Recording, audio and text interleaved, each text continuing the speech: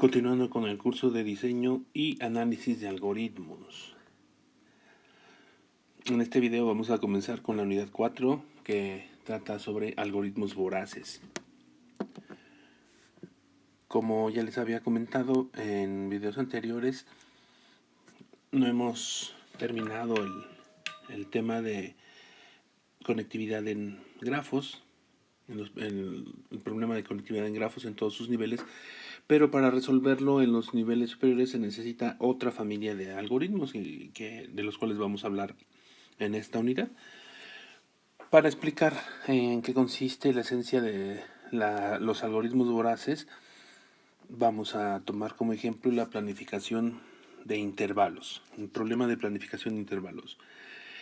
¿En qué consiste? El problema de planificación de intervalos consiste en que tenemos n tareas que en el tiempo,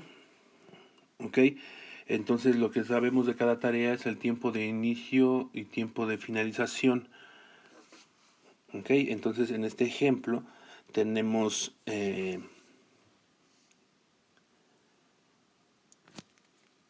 1, 2, 3, 4, 5, 6, 7, 8 tareas, ¿vale? Entonces el objetivo es encontrar el subconjunto de tareas más grandes, el subconjunto más grande de tareas que sean mutuamente compatibles. Vamos a decir que dos tareas son compatibles si no se sobreponen, ¿Qué es que se sobrepongan? Es decir, que no ocurran al mismo tiempo. Por ejemplo, si yo decido hacer la tarea A, entonces yo me empiezo a ocupar en el tiempo 0 y termino en el tiempo 6. Yo no puedo realizar ninguna otra tarea en ese intervalo de tiempo, por lo tanto se descarta la tarea B, la tarea C, la tarea D, la tarea E y la tarea F. Ninguna de esas las puedo realizar. ¿Por qué? Porque todas se sobreponen en el tiempo a la tarea A. Entonces el hecho de seleccionar una tarea elimina a otras como elegibles. Entonces si realizo la tarea A, ya solamente me queda hacer la tarea G o la tarea H. En cualquiera de los dos casos, cualquiera que yo decida, pues se sobrepone con la otra, así de que nada más puedo hacer una de las dos. Supongamos que hacemos la G, entonces ya no puedo hacer la tarea H. La pregunta es, ¿ese es el conjunto o el subconjunto de tareas más grande que sean mutuamente compatibles? Pues bueno, les adelanto que no. O sea, hay otras formas más eficientes de hacerlo.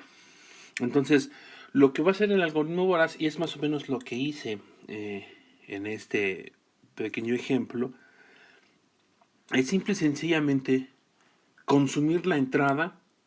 O sea, de ahí viene el término voraz, como si fuera un perro que está hambriento y le dejamos platos de comida, empieza a consumirlos. O sea, el primero que encuentra se lo come, se lo come, se lo come.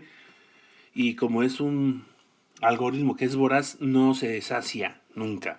Entonces el siguiente se lo come, se lo come, se lo come conforme se los vayamos dando. Pero la idea del algoritmo voraz está en esta parte. Esta es la clave del algoritmo voraz. Hay que ordenar hay que ordenar las tareas, hay que ordenar la entrada, de tal forma que el algoritmo voraz va a consumir la entrada, pero presentándosela de cierta forma que a mí me es ventajoso.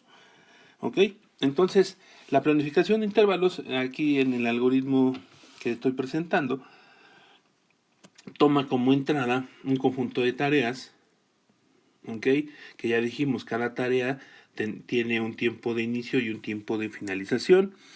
Como salida me da un subconjunto A de tareas mutuamente compatibles, y que además ese conjunto A es el conjunto más grande de tareas mutuamente compatibles que nos presenta que podemos obtener del conjunto J. Entonces, bueno, en un inicio A empieza vacío. Y aquí podemos ver para i igual a 1 hasta n, o sea, para cada una de las tareas, si la tarea ji es compatible con A, entonces agrego esa tarea al conjunto de tareas compatibles.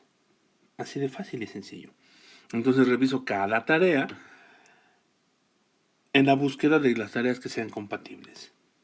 ¿Cuánto tarda esto? Pues de entrada, esta parte cuesta n. ¿Estamos de acuerdo? ¿Cuánto podemos tardar en ver si una tarea es compatible con el conjunto A? Bueno, pues es muy fácil, ¿no? Si en A mantenemos el tiempo de finalización de la última tarea que sea compatible, pues ya es suficiente. Si la tarea que estoy comparando, la tarea JI, inicia antes del tiempo de finalización de la última tarea que añadí en A, pues ya no es compatible. Así de que realmente no cuesta nada. Solamente es un valor constante, la asignación es constante, así de que esto cuesta n. ¿Cuánto cuesta esta asignación? Pues es constante, pero el detalle está en este. ¿Cuánto cuesta? ¿Cuánto cuesta ordenar un conjunto? Esto lo vamos a ver más a detalle en las siguientes unidades, creo que es en la siguiente, pero vamos a decir que cuesta n log n. Bueno, el logaritmo base 2 además de n. Entonces, vamos a decir que el algoritmo voraz va a costar n log n más n. ¿Ok? Por lo tanto,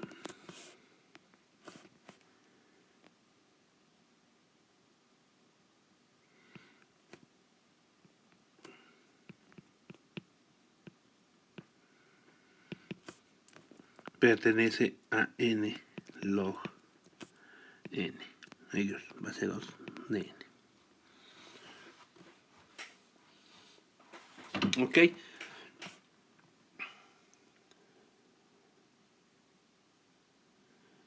Bueno, este es el espíritu del algoritmo voraz. Entonces vemos que tiene dos partes fundamentales y las vemos reflejadas claramente en cada uno de los términos de nuestra función que describe el algoritmo. ¿Ok? El espíritu del algoritmo voraz consiste... Ay, Dios mío, ¿qué hice? Consiste en dos partes.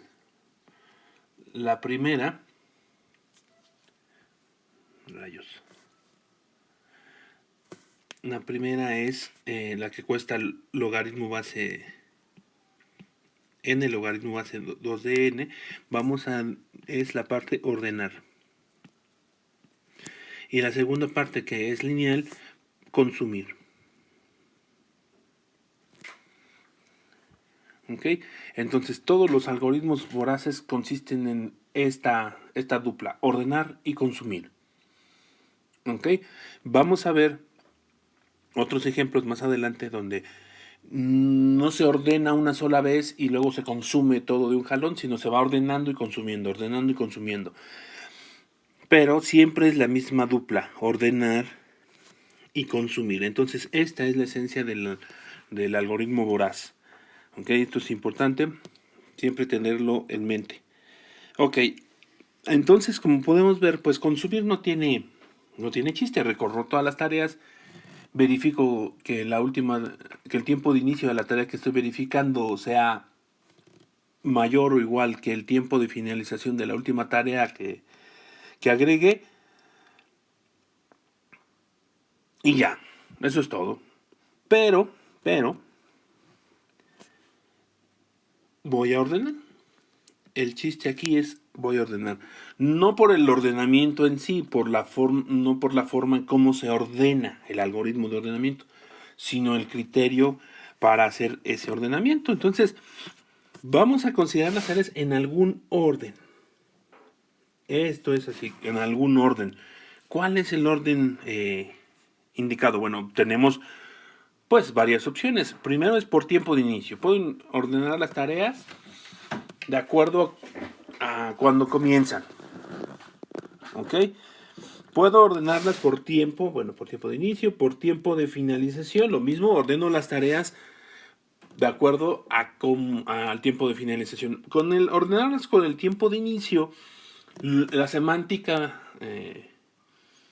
Asociada a esto es, quiero comenzar con las tareas lo más pronto posible. ¿Ok? Entonces esa sería la semántica de ordenarlas y consumirlas de acuerdo al tiempo de inicio. Ordenarlas de acuerdo al tiempo de finalización, la semántica añadida, asociada será, quiero terminar las tareas lo más pronto posible. Voy a consumir las que terminan más pronto. Pero también puedo ordenarlas por duración. O sea, puede ser que una tarea inicie pronto y termine pronto. Entonces la duración refleja eso.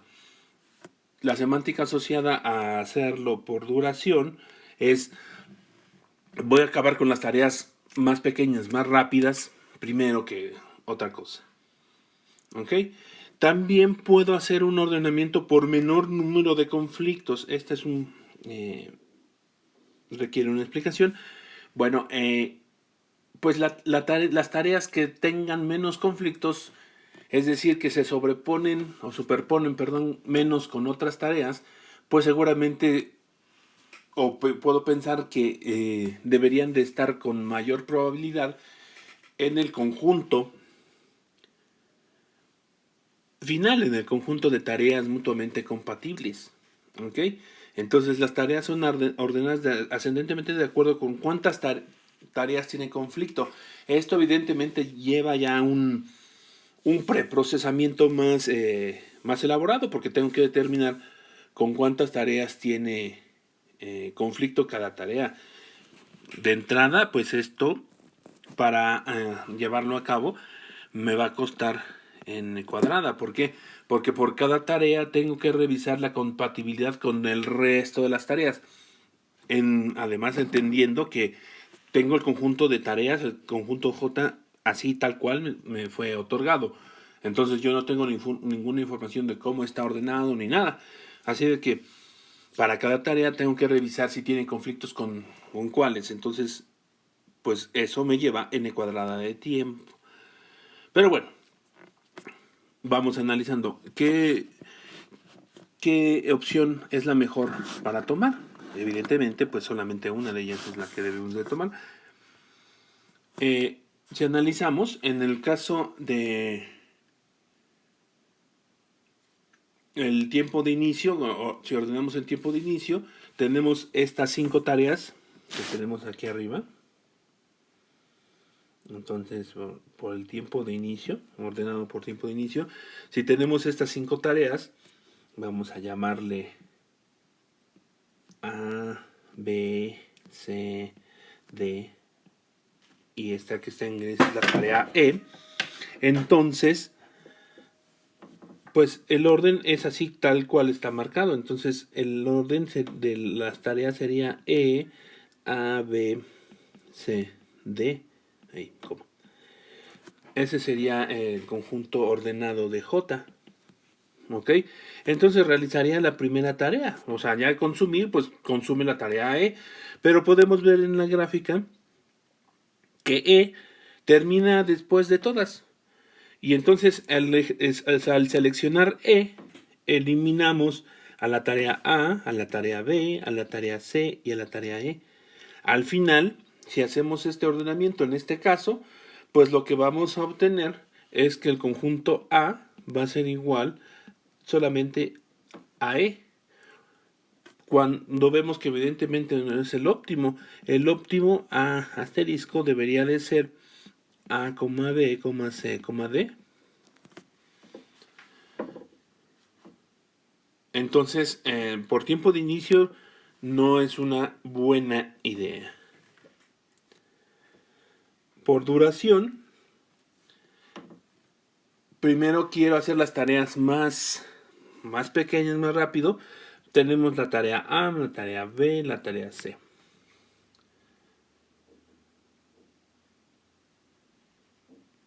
Entonces, el conjunto ordenado de J va a ser igual a A, B, C. ¿Así? ¿En ese orden? No es cierto, perdón. Ese es el conjunto J y el J ordenado va a ser igual a C y A y C, supongo. No, a B, perdón.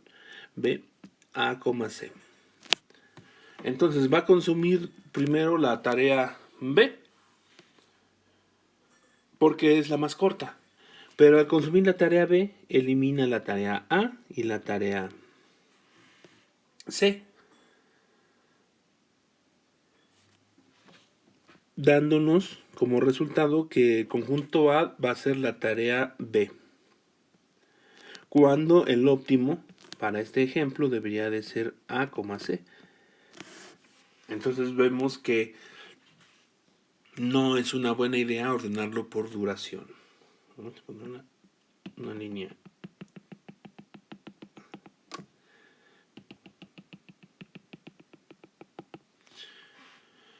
Bueno, por menor número de conflictos, ay Dios, ¿por qué escribo así?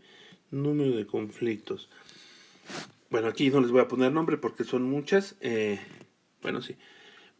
A, B, C, D, E, F, G, H, I, J, K. El conjunto ordenado por menor número de conflictos, ¿cómo sería? Bueno, por ejemplo, ¿cuántos conflictos tiene la tarea A? La tarea A pues tiene conflicto con E, con H y con J. La tarea B tiene conflictos con B, con E, con H y con J y con F. O sea, la tarea B tiene 4 conflictos. Aquí la tarea A le voy a poner un 3. Bueno, se lo vamos a poner de otro color. Vamos a ponerle un 3. La tarea B tiene 4 conflictos. La tarea C tiene conflictos con F, tiene conflictos con G, con I, con K. Entonces también tiene 4 conflictos. La tarea D tiene conflictos con G, con I, con K. Entonces también tiene 3. La tarea E tiene conflictos con A, con H, con J y con B. Entonces tiene 4. H igual tiene 4. Tiene 4. F solamente tiene conflictos con B y con C. Así que esta tiene 2. G tiene 4 conflictos, 4 conflictos, 4 conflictos. Entonces, al final, vamos a tener que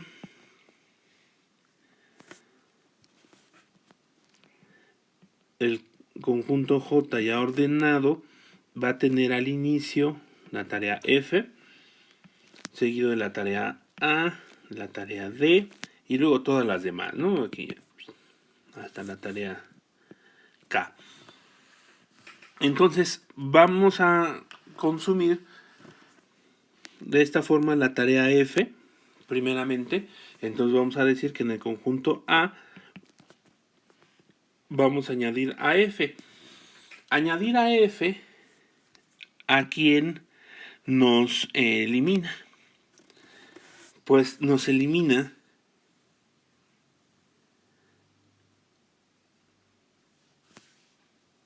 a B y a C.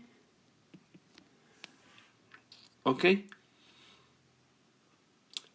Muy bien. Entonces, al eliminar a B y a C, pues ya podemos consumir el siguiente elemento en la lista. ¿Cuál es el siguiente elemento en la lista? A. Muy bien. Agregar a quien nos elimina. Pues elimina a E, a H y a J.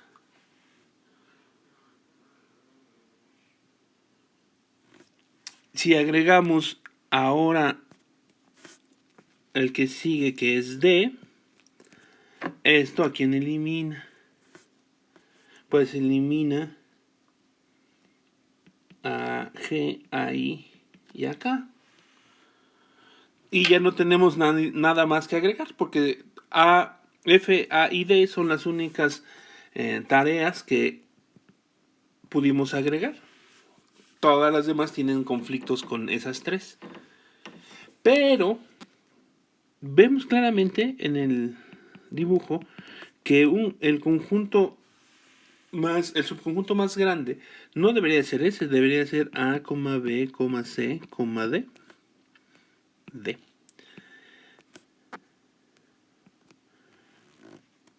que es de tamaño 4.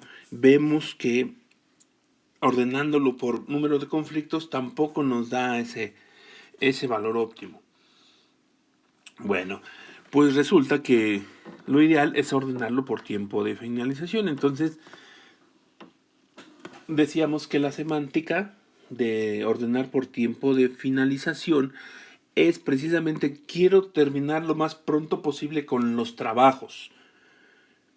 Porque eso implica que mientras más pronto termine con un trabajo, más pronto estoy desocupado. Entonces más tareas puedo realizar. Y si no puedo realizar ciertas tareas es porque estaba ocupado. De esta forma garantizo que siempre voy a estar ocupado consumiendo una de las tareas. Entonces, el algoritmo queda ya por completo, ya habíamos dicho que es Omicron de n log n, y bueno, adelantándonos, que es logaritmo base 2 de n. Las tareas vamos a ordenarlas por tiempo de finalización. Y lo que habíamos dicho, que la tarea J es compatible con A si el tiempo de inicio de la tarea J es mayor o igual que el tiempo de finalización de la última tarea que agregué a A. Eso es FJ asterisco. ¿Ok?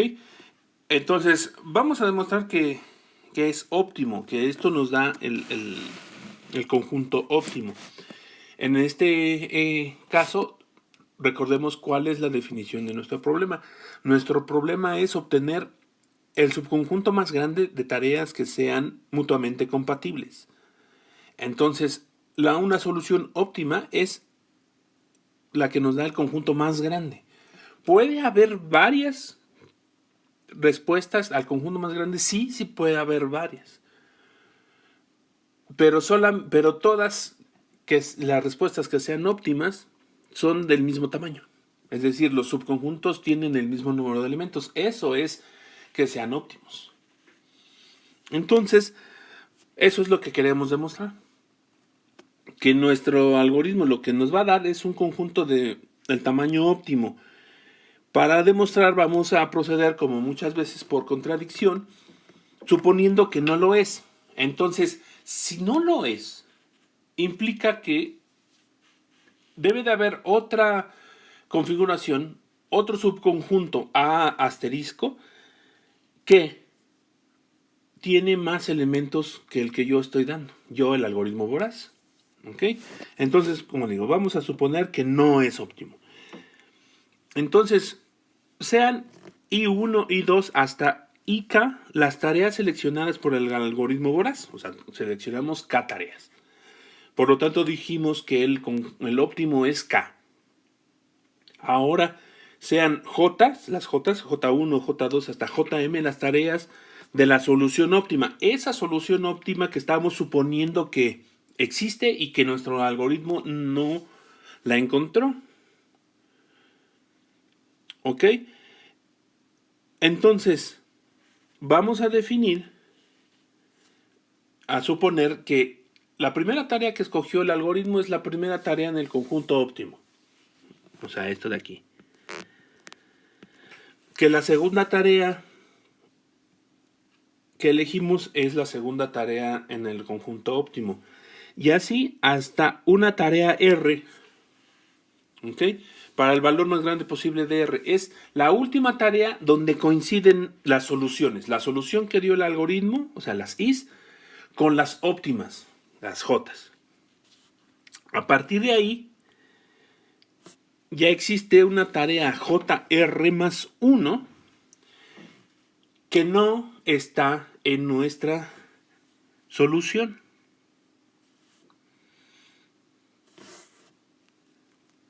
¿Ok? Entonces existe esta tarea que estoy señalando ahora con rojo, JR más 1, que no está en la solución. ¿Ok? Hasta JR son iguales. Entonces, para I1 y J1 son iguales, I2, J2 son iguales, y hasta IR, aquí faltarían los puntitos, IR y JR son iguales. Entonces hay una tarea IR más 1 que es diferente a la JR más 1. ¿Ok? Lo que sí sé es que esta tarea IR más 1 termina antes que la tarea JR más 1. ¿Por qué?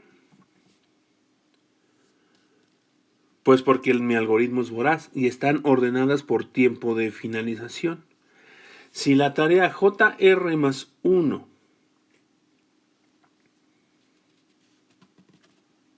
terminara antes que la tarea IR más 1, entonces el algoritmo voraz hubiera tomado la tarea JR más 1 en lugar de la tarea IR más 1. Pero eso no ocurre, ¿por qué? Porque la tarea IR más 1 es la tarea que termina antes. La tarea IR más 1 termina antes que la tarea JR más 1. ¿Ok? Por lo tanto, como sé que termina antes, entonces todo el resto de tareas JR más 2, JR más 3, etcétera, las que haya, porque sabemos que el conjunto óptimo es más grande que el que nos da nuestro algoritmo, entonces también serían compatibles con nuestro algoritmo voraz. ¿Estamos de acuerdo? ¿Por qué? Porque nuestra tarea que escogimos termina antes de lo que terminaba JR más 1. Por lo tanto, todo este cacho azul que ahora estoy asurando con rojo también es compatible con la tarea IR más 1. Por lo tanto, debería de estar aquí arriba. ¿Pero por qué no está arriba?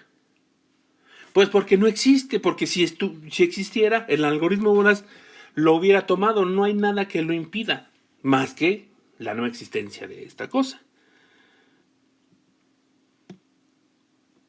¿Ok? Entonces, esta es la demostración de que el algoritmo voraz es óptimo. ¿Por qué? Si existiera más, otras tareas a que añadir al conjunto óptimo, pues el algoritmo voraz las hubiera tomado, o sea, no hubiera ningún impedimento. El impedimento sería que la tarea JR más 1 terminara antes. Por lo que esta colita de tareas adicionales podría no ser compatible con nuestra solución, pero no, ya vemos que no es así, no puede ser, porque si JR terminara antes, entonces, como lo señalé aquí, el algoritmo voraz hubiera escogido JR en lugar de JR más 1, perdón, en lugar de IR más 1. ¿Ok? El otro caso que puede ser es que las tareas terminen igual. La tarea IR más 1 y la tarea JR más 1, aquí es una J, terminen al mismo tiempo. Pero es lo mismo. Si terminan al mismo tiempo, no hay nada que impida a nuestro algoritmo voraz tomar las soluciones que se supone que existen más adelante. Entonces lo único que queda es concluir que esa solución no existe en ambos casos.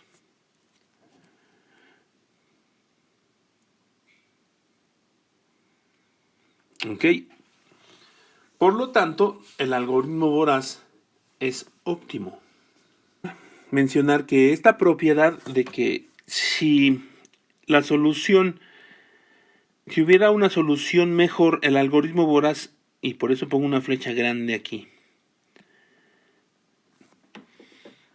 lo hubiera tomado, el algoritmo voraz lo hubiera consumido, se le llama a la propiedad de que el algoritmo voraz siempre va adelante.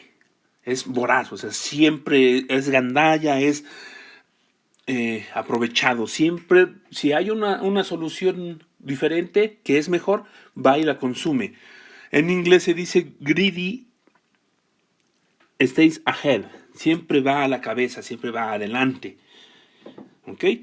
Entonces, con base en esa propiedad es que el algoritmo voraz para la planificación de intervalos es óptimo. Bueno, ahora sí, terminamos este video introductorio. En los siguientes videos vamos a hablar más sobre algoritmos voraces. Bueno, espero que haya quedado todo claro y hasta la próxima.